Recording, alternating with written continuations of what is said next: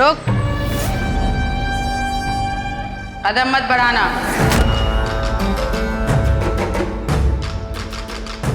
सोना और इंसान बिना परखे स्वीकार नहीं करती ठाकुर माँ। किसी अनजान को यूं ही नहीं आने दे सकती अपने घर में। बहू बेटियों वाला घर है, तू रहने दे, हम संभाल लेंगे। ठाकुर माँ किसी अनजान पर इतनी आसानी से विश्वास नहीं करें। उन्हें भरोसा दिलाना होगा, उनका भरोसा जीतना होगा। उनसे कहिएगा कि लड़की भरोसेमंद है, जरूरतमंद है, चचेरी बहन है आपकी। ये मेरी चचेरी बहन है, भोली भी है और बेचारी भी। भोली और बेचारी? सासू माँ को बहू नहीं चाहिए, काम वाली चाहिए। थोड़ी बात थोड़ी लात, तभी समझे औरत जात। ऊपर आ।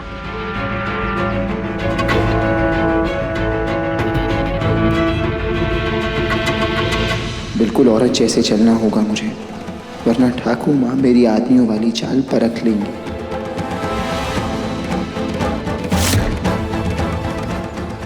रुक माई, नाम क्या है तेरा? इसके मुंह में जुबान नहीं है या मन में कोई चोर है? बोल नहीं सकती? थोड़ी सी खनखन से लोहे और पीतल का अंतर पता चल जाता है। नाम क्या है तेरा? रूपा। क्या? रूपा।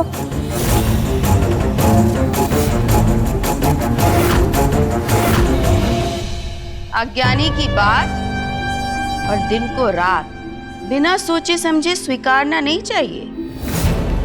कोई चोर है तेरे मन में, इसलिए तू आंखें नहीं मिला रही है।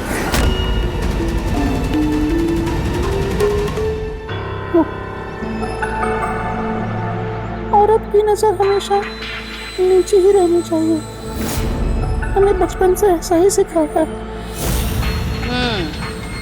बात तो तेरी सही है। झुकी कमर और नीची नजर यही शोभा देता है औरत को। गलत। मेरे सखा बापू ने तो ये सिखाया है कि कमर कमान की तरह सीधी और नजर आसमान की तरह ऊंची रखनी चाहिए औरतों को। चुप चुप अंशिता जीजी। सिर्फ बातें बनवानी होती तो उसके लिए रिमझिम बहू काफी है। घर का कोई काम वाम जानती है कि नहीं? जी हाँ हाँ, अगर आराम नहीं मिला मुझे तो मेरा मतलब है कि सासू माँ को, तो तेरा क्या काम है? वैसे तो मैं थोड़ी बात थोड़ी लात, तभी समझे औरत जात।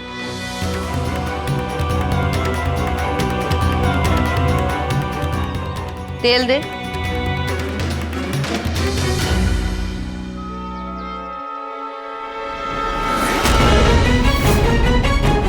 ये ले, ये तेल साफ करके दिखा, किफायत से, बिना साबुन इस्तेमाल किए।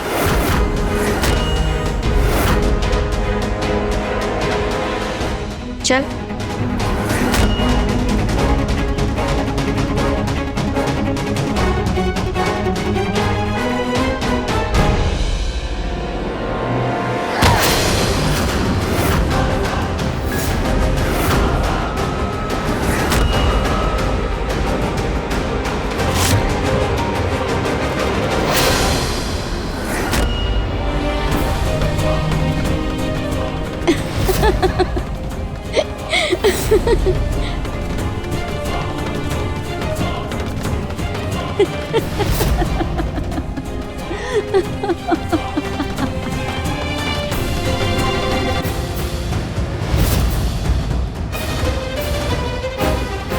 लगता है तूने आज तक कोई काम नहीं किया।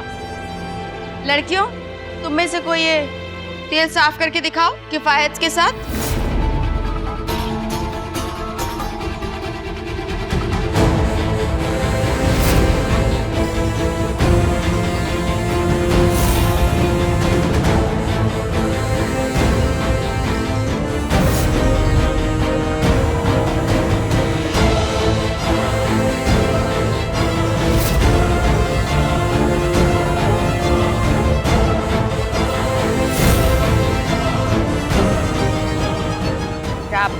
वंदिता,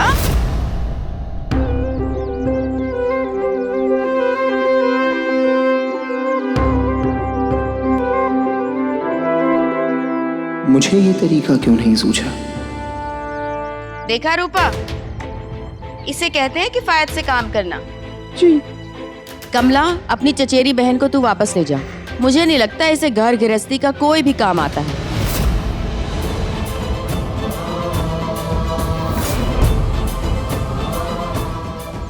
नहीं,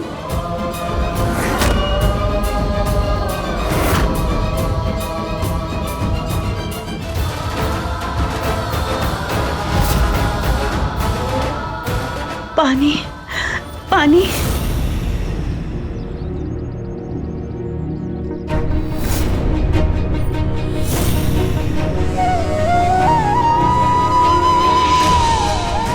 अरे बावरी हो गई है क्या? घर के अंदर क्यों जा रही है? कुछ चुराएगी? सुन,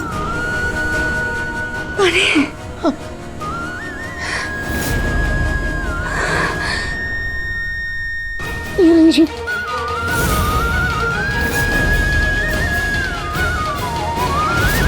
जानती हूँ लड़कियों वाले घर में पराई हवा को भी सोच कर आना चाहिए, लेकिन वो मैं जा ही रही थी कि मुझे अंदर से आवाज आई। मुझे लगा कि कोई बीमार है, अंदर आके देखा तो उसके लिए पानी चाहिए था। माफ कीजिएगा ठाकुर माँ, आपको ठीक तो लग रहा है?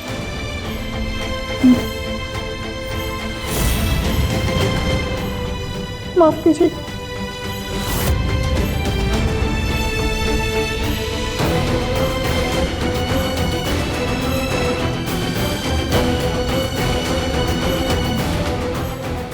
ठाकुर माँ, रख लीजिए ना रूपा दीदी को काम पर।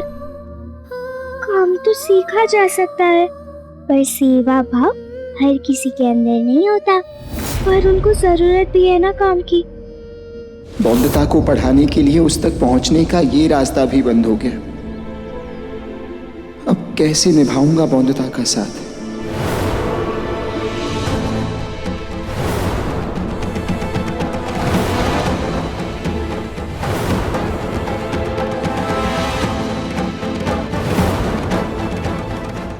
रुक।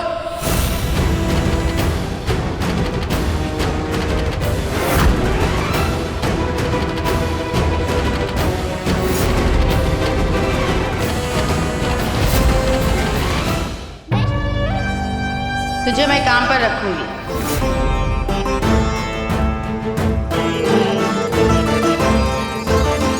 पर 3 दिन तेरी परीक्षा लूंगी।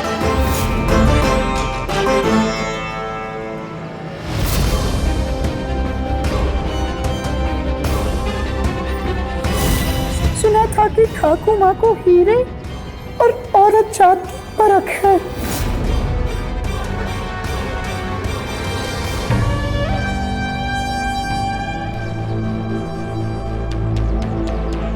गोत्र जात सब सही है ना तेरा?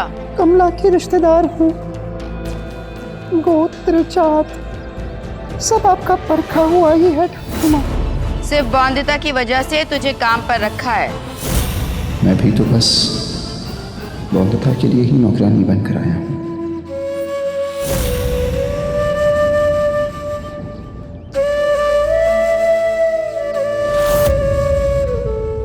तेल साफ नहीं कर पाई, पर आंगन पूरा साफ चाहिए। ये लो। मैं लड़ूंगा तेरे खातिर जहाँ भी चाहे जाए, तेरे दामन पे मगर एक दाग न लगने पाए। वंदिता, भस्म हो जरा मेरे पैरों पर घी तो मल दे। मैं आज न तुझ पे आए, तोड़ दूंगा वो दीवारें तुझे जो कैद करेगी। दर्द तेरा है अब दर्द मेरा, रिश्ता तेरा मेरा, रिश्ता तेरा मेरा, रिश्ता तेरा मेरा, रिश्ता तेरा मेरा। एक दिन दुखी रहेगी, 2 दिन दुखी रहेगी, पर धीरे धीरे भूल जाएगी अपने सखा बाबू को। रूपा, और क्या क्या जानती है घर गृहस्थी के बारे में?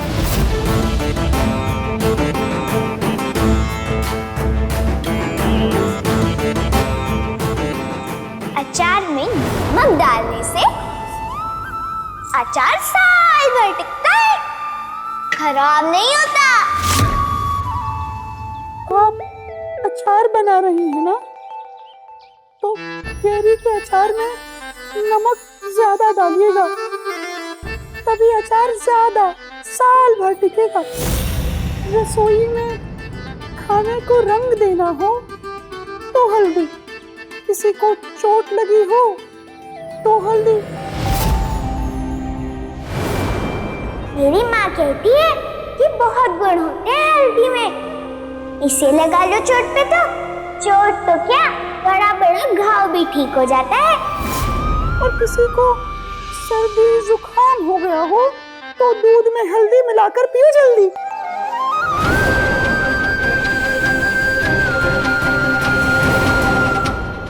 शेर को शिकार करना और बनिए को व्यापार करना नहीं सिखाते। भूल मत, तू एक वैद्य के घर में खड़ी है। माफ कीजिएगा और कौन कौन है तेरे घर पर? जी, दो लल्ला, एक लल्ली और एक बीमार पति। अरे वाह, तेरे 2 बेटे हैं, फिर तो तेरी चांदी ही चांदी है। सो तो है, पर उन्हीं बच्चों का पेट पालने के लिए घर से बाहर आकर काम करना पड़ता है। अब हमें तो सिखाया गया है कि औरत को घर से बाहर नहीं निकलना चाहिए, शोभा नहीं देता औरतों को।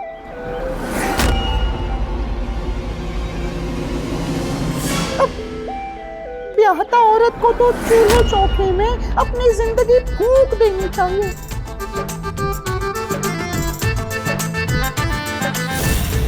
यही सीखा है मैंने। बिल्कुल सही सिखाया है,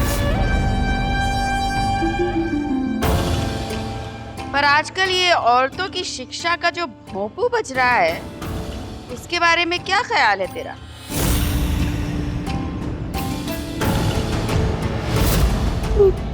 ठाकुर माँ, मेरा तो मानना यही है कि जो लड़की पढ़े उसे कीड़े पड़े।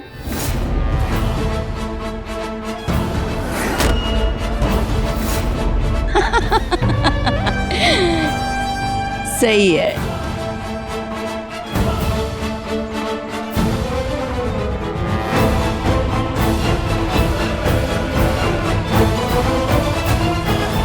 कभी विद्यालय गई हो? ना कभी शिक्षा का अनुभव किया है? ना ना। फिर बिना अनुभव के कैसे कह सकती हो कि क्या है शिक्षा? मैं शिक्षित हूँ, मैं जानती हूँ कि क्या फायदे हैं शिक्षित होने के। ना ना, शिक्षा तो औरत को बेलगाम और बिगड़ैल पतंग बनाती है। पढ़ी लिखी लड़की, पढ़ी लिखी औरत अपना और अपने साथ पूरे परिवार का सिर्फ सत्यानाश करती है और कुछ नहीं। शिक्षा सत्यानाश नहीं करती, चार चांद लगाती है घर को।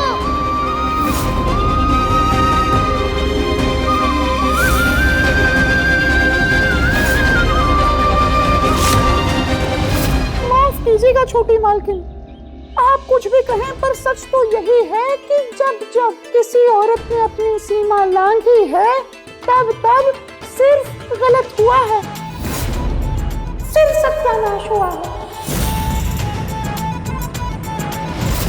तभी तो समाज औरत के पैरों में रीति रिवाजों की बेड़ियां बांधता है, ताकि औरत भटके ना, ताकि औरत कुछ गलत ना करे। सही कहा ना ठाकुर माँ? एक औरत होकर तुम चाहती हो कि औरत को बांध कर रखा जाए?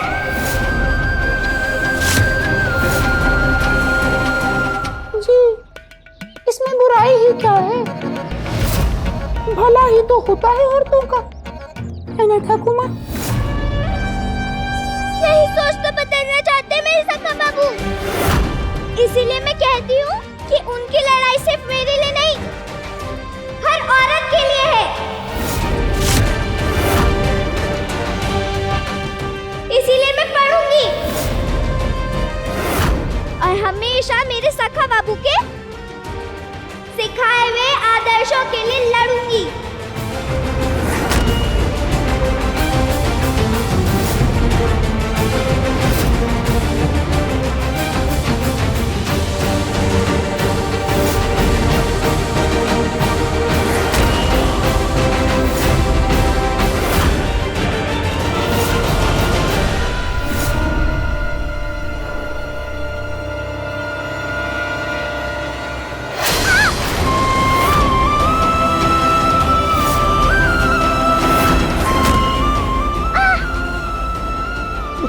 बोल।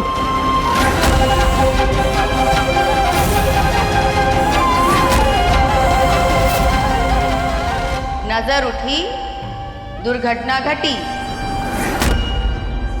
तेरी नजर ऊपर थी, इसलिए जलता हुआ अंगारा तुझे दिखाई नहीं दिया और पैर जल गए। आज अंगार पांव पर गिरा है, दोबारा उस पड़ोसी जमींदार का नाम लिया तो अंगार तेरी जबान पे रख दूंगी।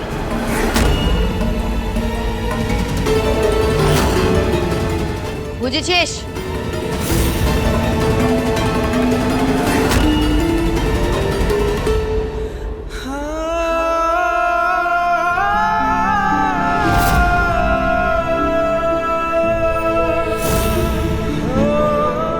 माफ करना पौंदिता, आज तुम्हारे लिए कुछ नहीं कर पाया मैं मजबूर था। अपना सच सामने नहीं आने दे सकता था ठाकुर माँ की। पर मैं जल्दी तुम्हें बता दूंगा कि मैं तुम्हारा सखा बाबू हूँ और यहाँ से बहुत दूर ले जाऊंगा तुम्हें।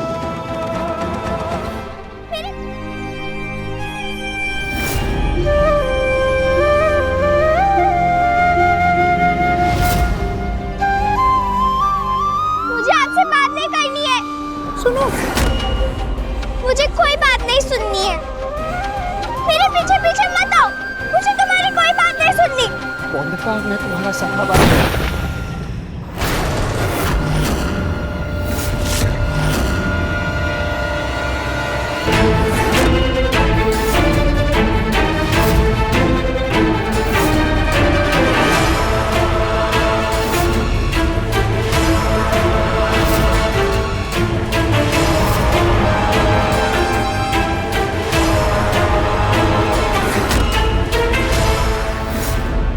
डर क्यों गई? वो आपके हाथ में बंदूक थी ना। आजकल बहुत सारे गिद्ध निकल आए हैं कृष्णा नगर में, उनके लिए दोबारा उठानी पड़ी बंदूक।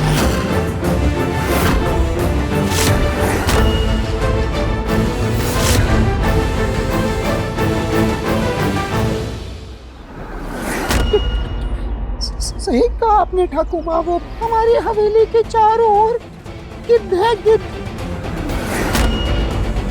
और पौंदिता मालकिन यूं चलकर बाहर आ रही थी तो मैं चिंता के मारे उनके पीछे पीछे दौड़ी चली आई, उन्हें रोकने के लिए, उन्हें सुरक्षित रखने के लिए। ठाकुर माँ, मैं खुद को संभाल सकती हूँ। आप कह दीजिए अपनी रूपा से कि मेरा पीछा ना करे। इसका मतलब बौंदता ने मेरी अनिरुद्ध वाली आवाज सुनी ही नहीं, गोली की आवाज के कारण। पैसों की थैली और लड़की अकेली, छोड़ी नहीं कि गायब। सही कहा रूपा ने, अकेले नहीं जाना चाहिए। चलो अंदर। ठाकुर माँ हर समय बौंदता पर नजर रखे हुए हैं, ऐसे में बौंदता से अकेले बात कर पाना मुश्किल होगा। कुछ और तरकीब निकालनी होगी मुझे। चलो। ठीक ठीक ठाकुर माँ।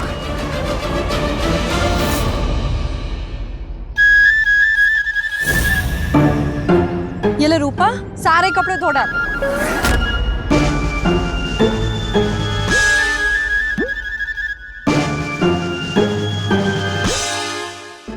आज से पहले कभी कपड़े धोए ही नहीं।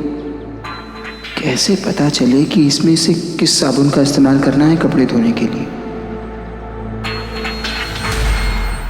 चेहरे और कपड़े का मैल यूं निहारने से नहीं साफ होता, उसे धोना पड़ता है। शुरू हो जा जल्दी।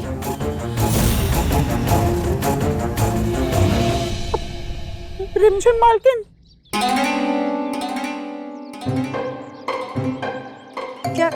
क्या कहा तूने? फिर से बोल। रिमझिम मालकिन,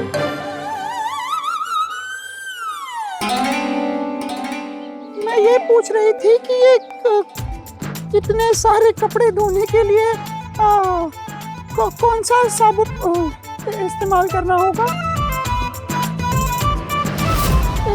इस डब्बे वाला या उस डब्बे वाला? मालकिन भी कहती है और सवाल भी पूछती है। मैं नहीं बता रही, बॉन्दिता से पूछ ले। मुझे बहुत काम है, मैं जा रही हूँ। डब्बा तो बता।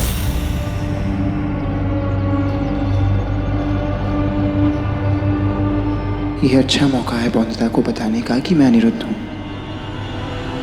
अब बॉन्दिता मालकिन, कापुर, तू ही इन्हें बता दे कि मुझे बात नहीं करनी है इनसे।